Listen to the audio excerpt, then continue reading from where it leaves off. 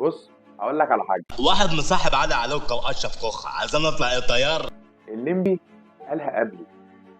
ما تبقاش مصاحب على علوكه واشرف كوخه وعايز تطلع طيار.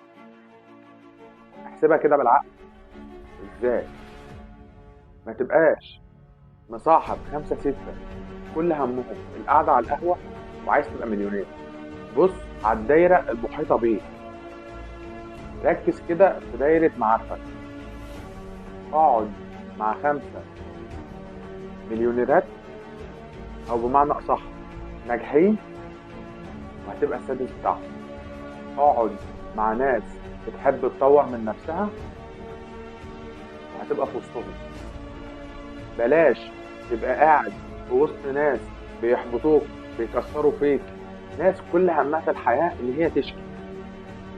هتبقى زيهم وهتفضل قاعد محلك سر، بل بالعكس هترجع لورا. فكر فيها صح هتوصل.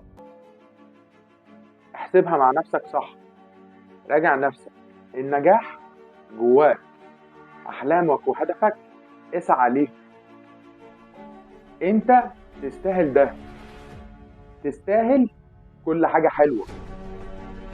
قوم طور من نفسك، حط نفسك جوه دايرة معارف ناجحة، هتبقى زيهم. بلاش تحط نفسك جوه دايرة معارف محلك سر وعايز تطلع لقدام، بل بالعكس ترجع لورا. صدقني، فكر فيها واحسبها صح، وما تنسوش تصلوا على النبي.